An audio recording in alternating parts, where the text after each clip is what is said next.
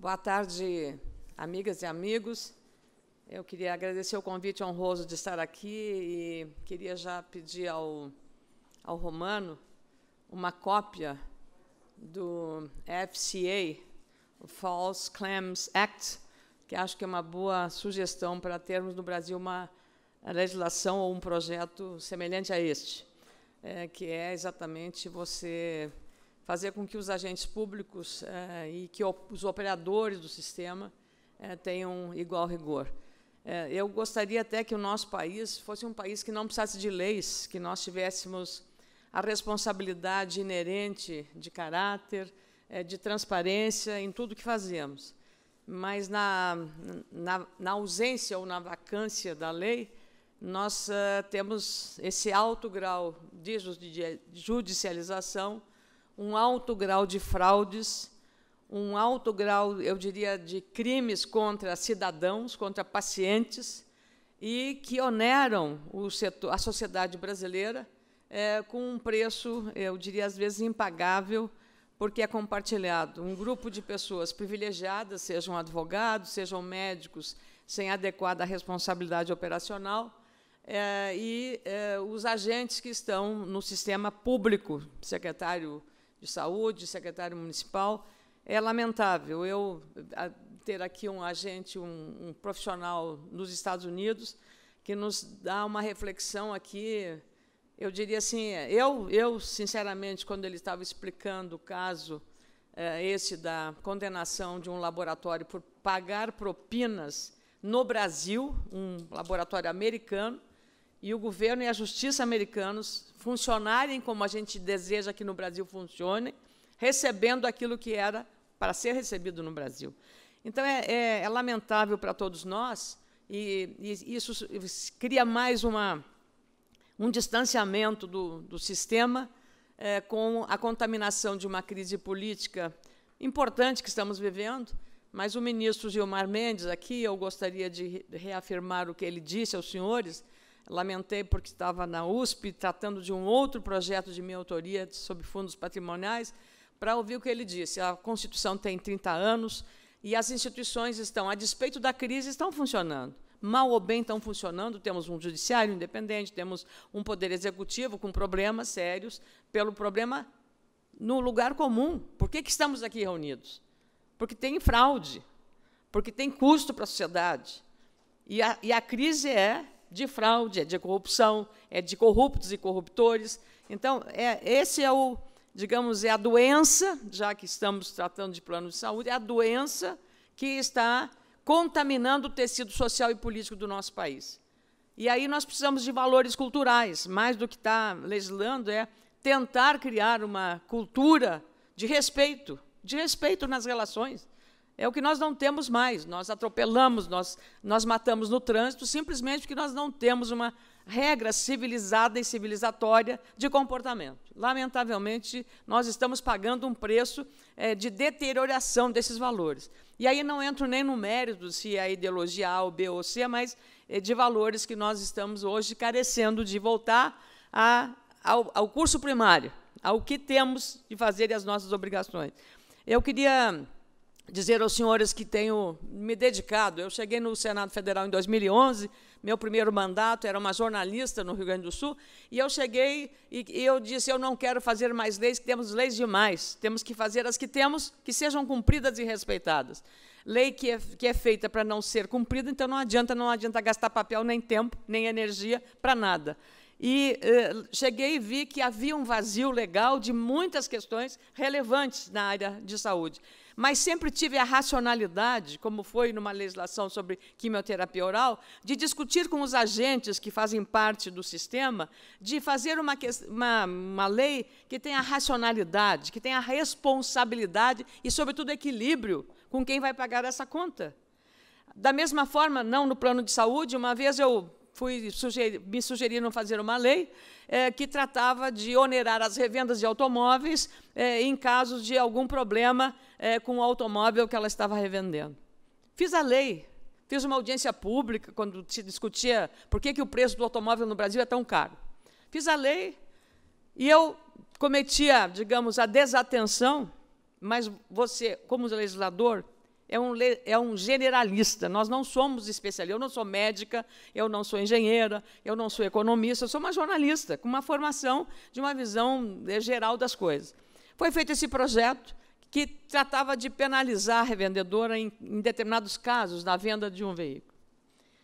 Fui procurada pelo setor, FenaBrave, que é o setor que trata das revendas, e o presidente, o representante, o advogado da FenaBrave, o ex-governador aqui de São Paulo, Antônio Fleury Filho, me procurou e disse, olha, senadora, e com muito, esse é o projeto aqui.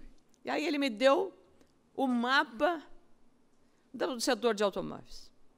As montadoras, tem um grupo pequeno de montadoras, elas exigem de uma revenda praticamente tudo, a propaganda, a loja, ela dá as dimensões da loja, como ela tem que ter o layout, como ela tem que fazer, tudo. A margem de lucro do setor é muito pequena, e propaganda é ela que tem que fazer, a revenda, e ela apenas pega o carro e entrega ali, e ela, mesmo a própria revenda, vai lá buscar. E ele diz assim, nós geramos, na época, 300 mil empregos diretos, mais do que isso. Estamos em lugares que não tem agência bancária, às vezes estamos lá, mas não tem agência bancária. E me deu uma série de referências sociais das revendas de automóvel. Eu disse, esse projeto não dá nem para ser melhorado, porque ele não tem como ser melhorado. É um projeto de minha autoria. Um projeto não pode, o autor, mesmo que, como eu reconheci o equívoco, eu retirar, não há no regimento interno do Senado possibilidade de eu retirar o projeto. Não, ele tem que seguir. O que é que me cabia fazer? Eu disse, olha, eu quero, não, lamento muito, eu peço desculpas, mas a única coisa que eu tenho que fazer é ajudar que esse projeto não vingue. Fui ao relator, que, por sorte, era um revendedor de motos, que a situação era mais ou menos a mesma. E ele disse, não, que cumprimento. Então, você, por favor, encontre uma forma de dizer, votar contra o projeto. Argumente, tá, que vai contra o projeto. E assim foi feito, na comissão, e na comissão seguinte, até sepultar, para rejeitado não ir mais para a Câmara e pôr um ponto final no projeto. Aí eu liguei para o Fleury, dizendo isso. Olha, como eu lhe prometi, está encerrado, sepultamos o projeto. E ele me disse uma coisa legal, porque ele disse, senadora, seria muito bom que tivéssemos outros parlamentares que fossem assim. Acontece que eu não estou lá para criar dificuldade para vender facilidades. Eu não posso fazer isso, porque eu não ia sair da minha zona de conforto para ser uma senadora que não cumprisse rigorosamente com as questões da responsabilidade que temos no campo político. Quando foi feito o projeto da quimioterapia oral, os planos de saúde, a ANS, vieram ponderar, e foi feito, e eu agradeço muito as referências do parcelamento do medicamento. É um crime o que está se fazendo hoje, não seguir à risca essa questão, porque você não tem só o problema da saúde, você tem do desperdício, num país que tem muitas carências na área do orçamento de saúde, é um desperdício do ponto de vista médico e até um problema ambiental. Onde é que você vai jogar isto? Quer dizer, nós não podemos ter o direito de jogar fora um medicamento que tem um valor de dinheiro, é um custo. O caso Marco Aurélio Ferreira, meu chefe de gabinete, foi presidente de um hospital comunitário na cidade de Ijuí, e foi feito pela judicialização o pedido de um medicamento, R$400 mil o custo do medicamento. Foi pedido o tratamento inteiro, não se sabendo de uma outra opção médica, se de fato tinha que ser aquilo. Podia ser apenas um comprimido ou dois, para saber se de fato era, e depois continuar, e está especificado no processo, se tiver eficácia essa primeira dose, ou a segunda, até a segunda, continuar as outras doses seguintes. Mas não, vieram os 80 semanas para o medicamento. Resultado, o medicamento ficou lá no hospital, e o hospital não sabia o que fazer com aquele medicamento. O que dava, a legislação não era suficientemente clara, não dava para distribuir, não dava para usar. Por aonde o medicamento? E aí isso é que nós temos que ter o senso de responsabilidade para que tratar dessas matérias dessa forma. O projeto que eu fiz, quando houve a crise da questão relacionada às fraudes no sistema de órteses e próteses, nasceu no Rio Grande do Sul. O nosso estado, meu estado, aqui estão os gaúchos representantes, saúdo todos os meus amigos gaúchos, meus conterrâneos. O Rio Grande do Sul é o estado em que nós brigamos. Nós brigamos pelo futebol, é o Grêmio, é o Inter, o Grenal. Nós brigamos por muito, brigamos sempre, somos judicantes, nós somos de conflito. Para alguns isso pode ser muito bom, porque mostra, talvez, aí a consciência do cidadão dos seus direitos. Mas, por outro lado, isso é um problema para o agente do serviço da justiça, e mais para os senhores, e mais até para quem trabalha com seriedade no sistema. Então, essa judicialização é típica. No setor de órteses e próteses, então, era uma coisa violenta. Com a denúncia, e eu estive no evento da Unimed em Porto Alegre, em que a questão foi levantada. Aquele momento já estava no Senado tramitando uma CPI para investigar essas fraudes com órteses e próteses.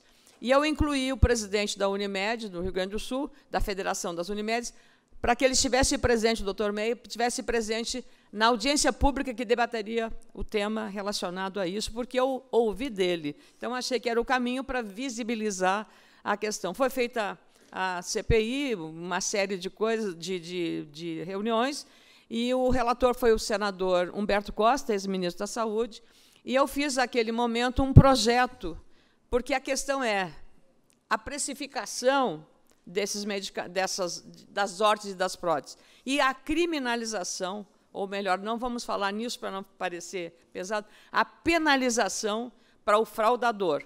Fosse ele, agora que foi dito, né, que é um problema brasileiro, a distribuição.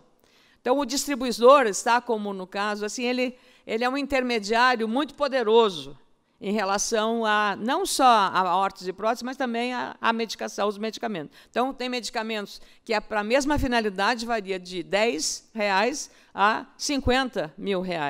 E há também os órgãos responsáveis que também não se entendem sobre essa matéria, e, quando são feitas compras públicas, existem todos esses problemas complexos que nem sempre dá para esclarecer. O projeto de minha autoria, que trata da criminalização ou da penalização para a fraude no sistema de órteses e próteses, ele está na mão de um senador muito importante, o senador Tasso Gereissati, que preside a Comissão de Assuntos Econômicos. O projeto é de 2015, ele passa primeiro na Comissão de Assuntos Econômicos e vai passar também pela CMA e terá terminativamente na Comissão de Assuntos Sociais, que é o que trata de questões relacionadas à saúde.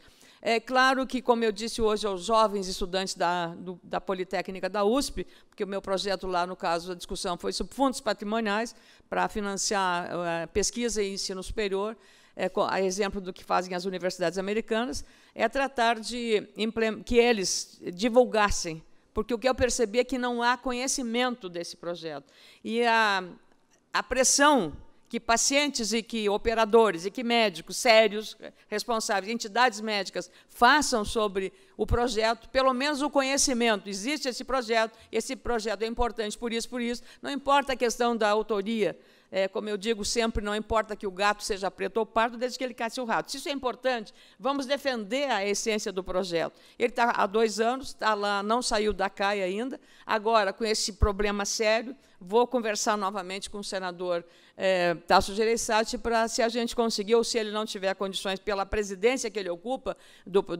da comissão, que a gente consiga dar andamento no projeto. E estamos abertos lá para continuar trabalhando para tentar melhorar as condições e o relacionamento entre os agentes públicos, o sistema de saúde, porque todos são penalizados quando existe fraude, todos são contaminados de alguma maneira. E o que foi dito aqui nos deixa assim, um dever de casa a ser cumprido em relação à questão da judicialização. Foi criado pelo Conselho Nacional de Justiça, o ministro Gilmar Mendes deve ter falado, o Conselho Nacional criou um comitê, mas ele fica mais no sistema jurídico. A judicialização da saúde ela tem que envolver o agente público, poder executivo, estados, municípios e a própria União, o Ministério da Saúde, mas também envolveu o sistema de saúde suplementar, porque não adianta você tratar as coisas como se fossem coisas separadas. O que lesa o plano de saúde, lesa também o SUS, num processo de judicialização injustificável. Algumas coisas podem ser, mas não tudo. Então, eu penso que essa abordagem coletiva da questão da saúde, da judicialização, não pode ser limitada apenas no âmbito do judiciário, e ele tem que entender também a visão do gestor público, do secretário, do prefeito municipal, porque quando um juiz determina que aquele medicamento seja comprado por um preço exorbitante, que aquilo vai estar totalmente fora do orçamento e da previsibilidade do gasto do Poder Executivo. Da mesma forma, no setor dos planos, como afeta? E aí saiu essa notícia, veja só como é a compreensão da sociedade, que a inflação sobre os gastos com saúde para os hospitais é de 18% a 20%.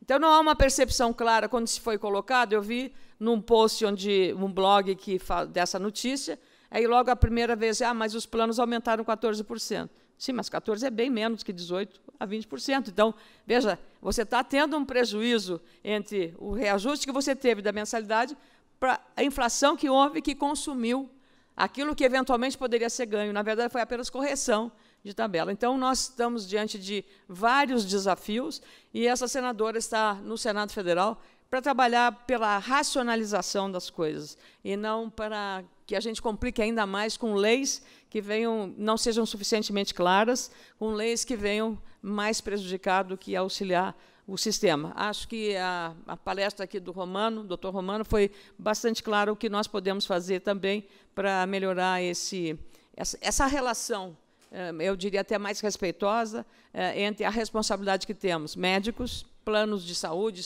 suplementar, também o poder público, o Ministério da Saúde. E se a autoridade que tem essa responsabilidade de monitorar, fiscalizar, não oferecer as garantias necessárias, como vai se sentir o agente privado que está no sistema sem essa segurança? Sem saber que, quando há fraude, nós fazemos vista grossa, botamos a cabeça como as avestruzes na terra e não tomamos nenhuma medida. Não podemos ser cúmplices da fraude, não podemos ser cúmplices do roubo e, muito menos, ser cúmplices da corrupção no nosso país. Muito obrigada pela atenção dos senhores. Eu acho que tem mais emoções para vocês agora, depois de mim, então eu prefiro encerrar por aqui. Se tiver alguma questão que eu possa, eventualmente, responder aos senhores, eu estou à vontade. Estejam à vontade. Obrigada.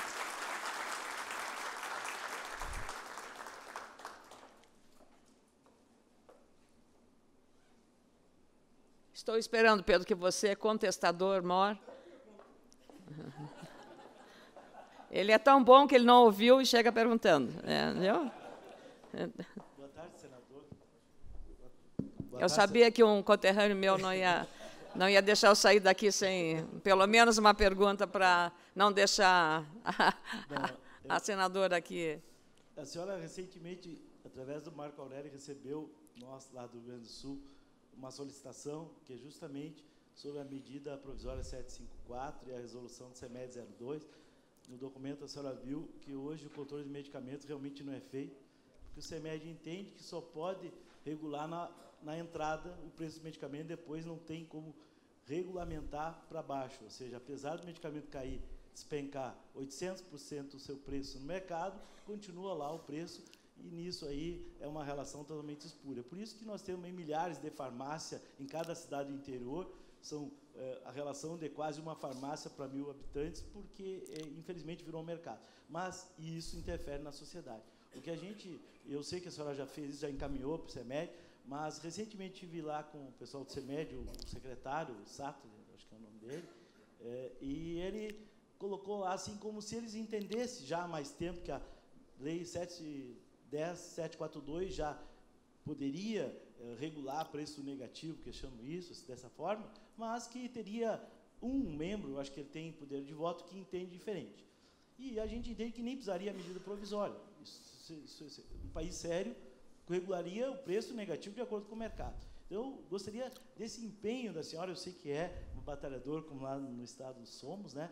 Mas que a gente pudesse, primeiro, ajudar a aprovar a medida provisória, pelo menos para isso, apesar de não precisar da medida, mas que a resolução do CEMED 02, essa, tenha a participação da sociedade, que não fique lá restrito àquele ambiente, porque, infelizmente, a gente não tem essa confiança, que tenha realmente, e até foi o Marco Aurélio, que trabalha com a senhora lá no seu gabinete, ele suscitou, não, o ideal até que nós tivéssemos isso regulado por lei. A gente está tentando lá, porque já responderam, eu queria até lhe entregar um documento aqui sobre o que recebi lá do órgão que analisa a questão da lei, mas ele pediria isso, esse empenho, porque isso também é importante, evitar também a fraude no setor de medicamento. Então, é isso que ele pedi, e a senhora, eu sei que leu o documento, gostaria desse empenho da senhora. Só isso. Muito obrigada. Recebo e faremos isso, o dever de casa. Eu até, para quem não conhece, a referência ao Marco Aurélio, que é o meu chefe de gabinete, para mim tem sido muito bom, porque o Marco Aurélio presidiu um hospital comunitário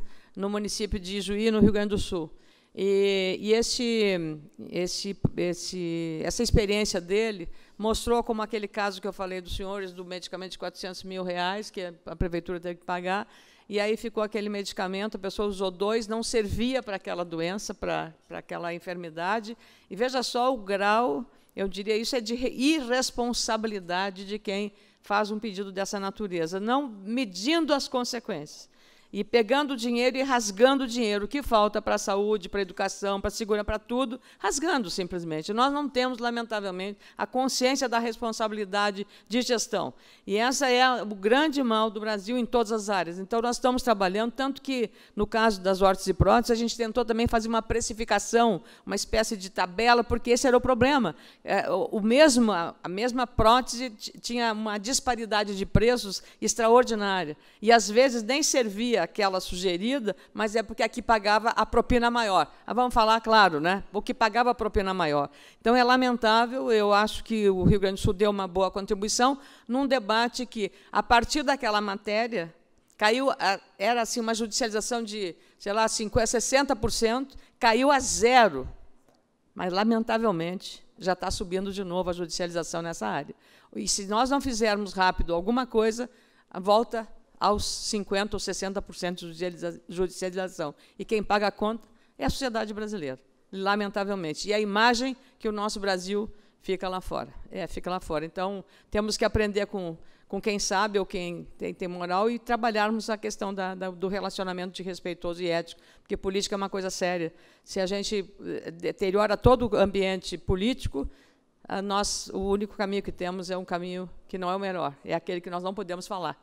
É aquele que não tem democracia. Então, por pior que seja, ela ainda é o melhor sistema que nós temos, que permite que venha aqui um presidente do Supremo Tribunal Federal, converse, dialogue com vocês abertamente, venham a gente, uma segurança jurídica, pelo menos, para vir aqui para a gente conversar. Estou à disposição, vou trabalhar para fazer o diverso, e darei ciência aos senhores e também a abrange aqui nesse trabalho. Mas, senador, fala, olha lá, Pedro. São as provocações, e é sempre bom que haja provocadores, porque a provocação ela tem o sentido de desarranjar para arranjar. Primeiro, eu faço um pedido à senhora que leve ao Senado Federal essas notícias que a senhora ouviu aqui hoje, que são importantes para a nação. Não é admissível, no nosso país, eu tenho falado isso, assistir os Estados Unidos receberem dinheiro por propinas pagas aqui e essa omissão que está acontecendo. Segundo, que acelerem esses projetos, que melhorem aí essa questão, porque, realmente, quando a sirene passa, o carro da polícia, o bandido esconde, depois ele volta. Vai voltar, isso é uma estrutura muito forte, está envolvendo aí uma questão do médico, todos nós confiamos, gostamos dos nossos médicos, mas eu acho que a segunda opinião médica, ela tem que ser legal, tem que ser por força de lei. Agora, vou provocar também, quero que a senhora dê um aperto na ANS. Por quê? Não é nada pessoal, estão todos meus amigos aqui da diretoria. A ANS estipula uns prazos para liberar procedimentos que eu fui pesquisar. Nos países mais atrasados e mais evoluídos, eu não encontrei os prazos do Brasil. É curioso, o Brasil, às vezes, quer fazer umas coisas diferentes e faz umas coisas muito diferentes. A ANS nos dá 21 dias, se eu estiver errado, me corrija, para liberar um procedimento cirúrgico. Senadora, uma alta complexidade. Não emergência. Emergência, gente, não, emergência é na hora.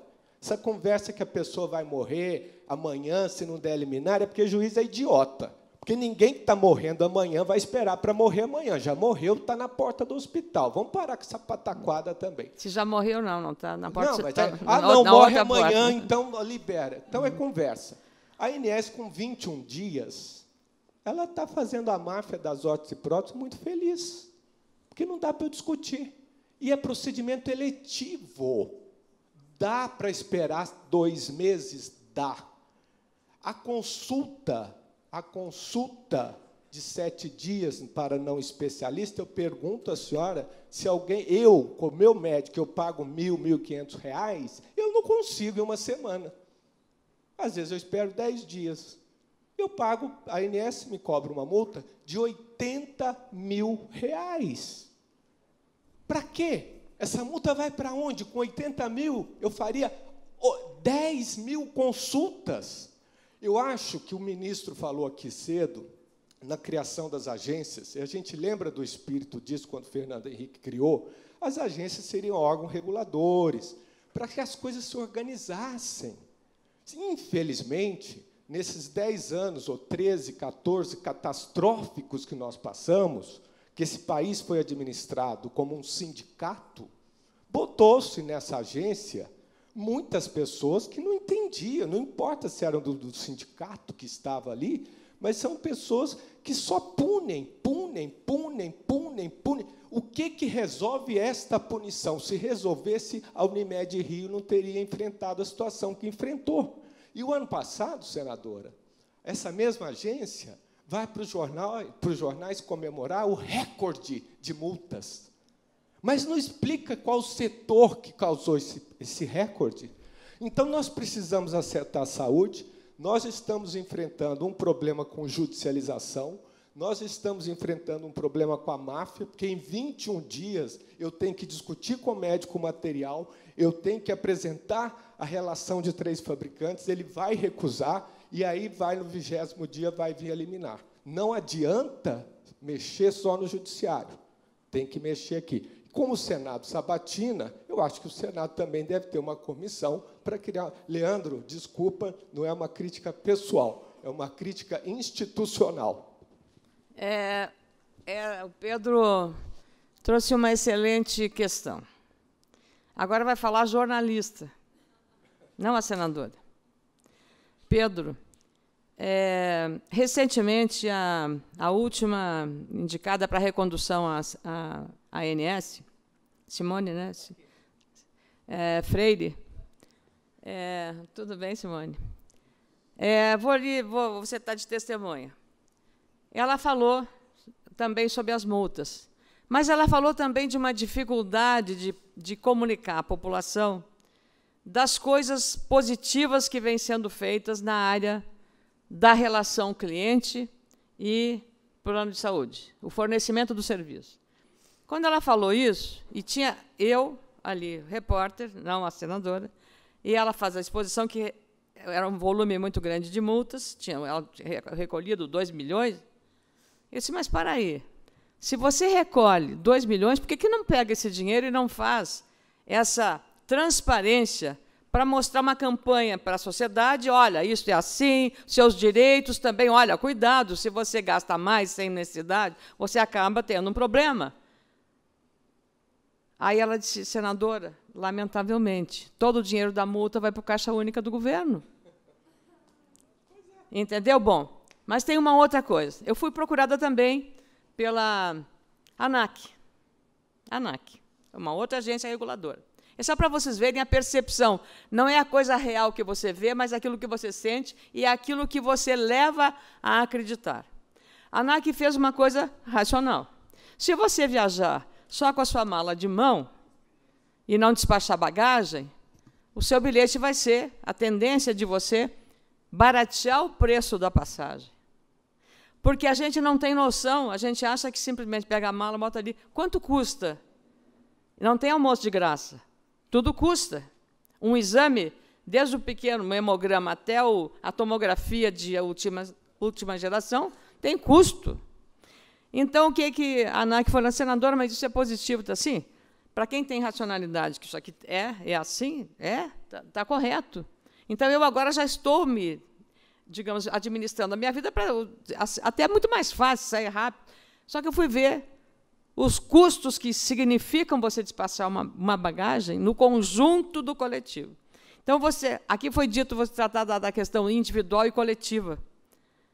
Nós estamos pensando mais no individual e menos no coletivo. E aí vem um problema grave. Então, quando você fala, Pedro, de dizer que, não, o cara tem que fazer uma cirurgia eletiva, vamos falar da prótese eletiva, ele não está morrendo, e se estiver morrendo, não adianta fazer determinadas coisas. Se é uma cirurgia muita complexa, os médicos até não adianta fazer. O câncer terminal, ele já está com metástase em todo o corpo, vai fazer um exame, não. Então, fique medicação e tal, e fica lá até resolver se vai acontecer um milagre ou se ele vai ter quanto tempo de duração. Se eu agora, jornalista, se você disser o plano que vai na racionalidade, vai no interesse coletivo, o que é? 20 dias para ter a primeira e a segunda opinião de um médico para dizer isso realmente é bom, vale, ou dizer não, vamos fazer pela metade porque vai dar o mesmo efeito, o custo vai ser menor. Se eu disser isso, os planos de saúde, a ANS, vão dizer, poxa, mas que desumanização, mas que absurdo, as pessoas esperavam um mês, vai morrer antes do atendimento acontecer. Escreva, Pedro, é isso que vai acontecer. Porque nós estamos vivendo na questão não é do fato, é da versão. E a versão vem sempre contaminada por uma percepção que nem sempre ela é a percepção da realidade. Então, qual é o papel disso? No dia que a ANAC falou da questão da bagagem, gente, você não imagina, o senador de tudo que foi partido desceu o cacete naquilo que era um absurdo, não havia uma leitura racional do assunto. Mas tudo que você pode aproveitar politicamente para fazer um discurso para agradar o povo. Às vezes é demagógico. E aí você usa quem tem força, quem tem poder. Os planos são ricos. É essa linguagem. Vocês estão acostumadas a ver isto. Então, é preciso que haja uma interação coletiva, o envolvimento da mídia, quando fala desse negócio da judicialização, do que aconteceu, denunciar as hortas e um trabalho extraordinário, pegar toda a cadeia produtiva, de onde começou o erro, quem foi, qual é a penalização. E hoje voltar a dizer assim, o que aconteceu com aquela gente? O seu fulano de tal está que nem o Joesley Batista, flanando livre, leve e solto, depois de ter lesado a sociedade brasileira, que com as hortas e próteses lá em Porto Alegre, que a Santa Casa nem quis que ele fosse médico lá dentro. Isso, nós não temos retorno, só falamos naquele momento, esquecemos, agora volta tudo de novo. Então, voltar ao recall daquilo e não ficar só o Congresso Nacional, aqueles políticos corruptos, não sei o quê, só lá tem que ter ética. Não vamos terceirizar a ética, nós temos que trazer ética para todos os setores.